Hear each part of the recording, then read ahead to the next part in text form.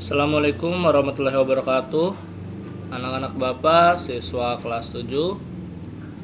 Pada kesempatan hari ini kita akan melanjutkan materi kegiatan pembelajaran kita mengenai pencemaran pada lingkungan. Karena pada hari ini kita akan melanjutkan materi yang kemarin. Hari ini kita akan belajar mengenai pemanasan global. Oke. Silakan disiapkan buku catatannya untuk melengkapi kegiatan pembelajaran kita pada hari ini. Pemanasan global. Kadar CO2 yang tinggi di lapisan atmosfer dapat menghalangi pemantulan panas dari bumi ke atmosfer sehingga permukaan bumi menjadi lebih panas. Peristiwa ini disebut dengan efek rumah kaca atau greenhouse effect. Efek rumah kaca ini mempengaruhi terjadinya kenaikan suhu udara di bumi. Pemanasan global adalah kenaikan suhu rata-rata di seluruh dunia dan menimbulkan dampak berupa berubahnya pola iklim. Oke. Jadi gambarannya seperti ini. Ketika matahari bersinar dan memberikan panas ke bumi, biasanya bumi akan memantulkan lagi ke udara, ke langit. Nah, akan tetapi karena kadar CO2 yang banyak yang ada di awan, di langit, di atmosfer, sehingga pantulan panas dari bumi itu memantul lagi kembali ke dalam bumi karena dihalangi keluarnya oleh kadar CO2 yang tinggi di atmosfer. Sehingga panas dari matahari nggak keluar dari bumi. Panasnya hanya memantul-mantul dan ada di dalam bumi sehingga menimbulkan terjadinya pemanasan global. Oke.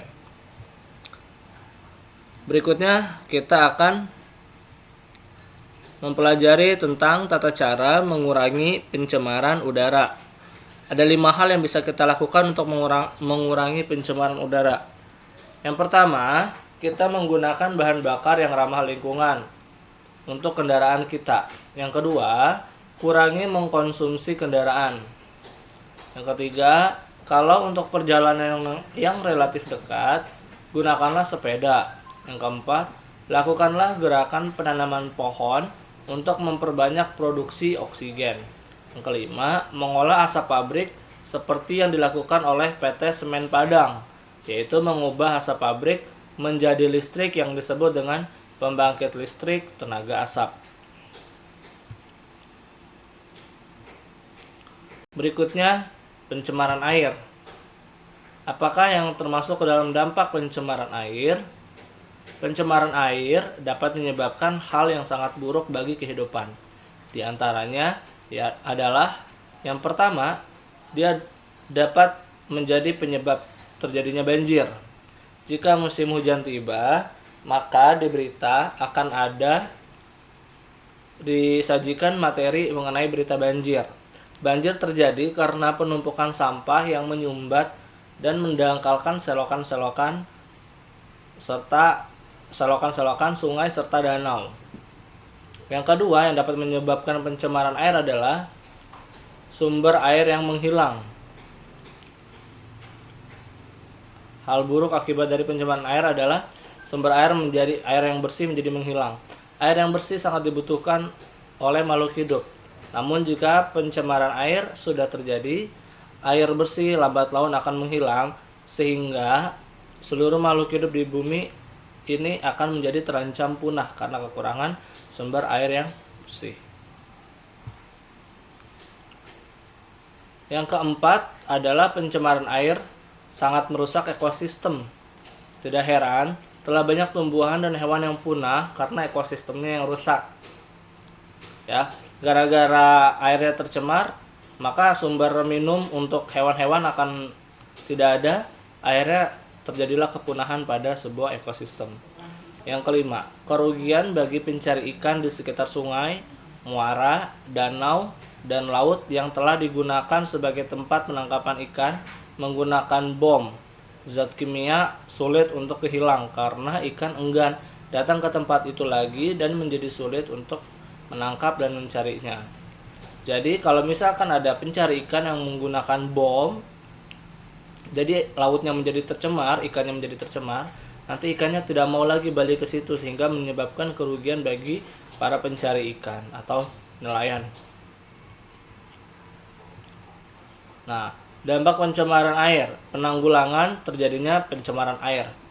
Untuk mencegah agar tidak terjadi pencemaran air dalam aktivitas kita dalam memenuhi kebutuhan hidup, hendaknya tidak menambah terjadinya bahan pencemar, antara lain kita tidak membuang sampah rumah tangga, sampah rumah sakit, sampah atau limbah industri secara sembarangan, tidak membuang ke dalam air sungai, danau ataupun ke dalam selokan, tidak menggunakan pupuk dan pestisida secara berlebihan, karena sisa pupuk dan pestisida akan mencemari air di lingkungan tanah pertanian.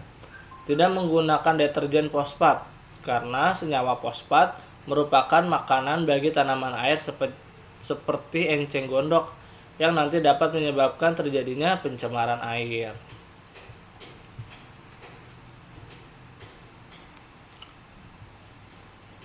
Kepunahan spesies. Hutan di Indonesia dikenal dengan keanekaragaman hayati di dalamnya. Dengan rusaknya hutan, sudah pasti keanekaragaman ini tidak lagi dapat dipertahankan, bahkan akan mengalami kepunahan.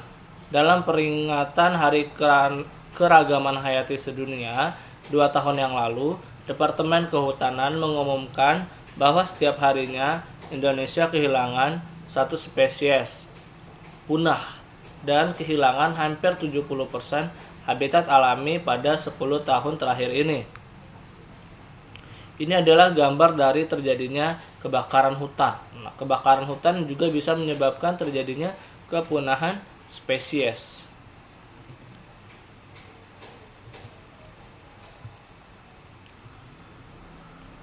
Rusakan hutan yang kedua itu bisa menyebabkan merugikan keuangan negara. Sebenarnya, bila pemerintah mau mengelola hutan dengan lebih baik, jujur dan adil, pendapatan dari sektor kehutanan sangatlah besar. Tetapi yang terjadi adalah sebaliknya. Misalnya pada tahun 2003, jumlah produksi kayu bulat yang legal atau ada izinnya adalah sebesar 12 juta meter kubik per tahun. Padahal kebutuhan konsumsi kayu keseluruhan sebanyak 98 juta meter kubik per tahun. Data ini menunjukkan terdapat kesenjangan antara pasokan dan permintaan kayu bulat sebesar 86 juta meter kubik. Kesenjangan teramat besar ini dipenuhi dari pencurian kayu atau yang disebut dengan illegal logging. Dari praktek tersebut diperkirakan kerugian yang dialami Indonesia mencapai 30 triliun per tahun. Ya. Kerusakan hutan nih, akhirnya tadinya kan ada kayu-kayu yang punya izin.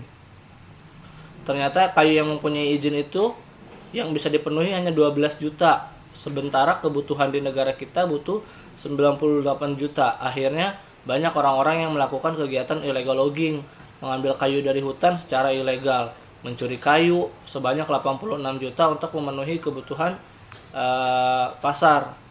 Akhirnya negara malah jadi rugi karena dia tidak merawat hutannya dengan baik. Oke, demikian materi untuk hari ini.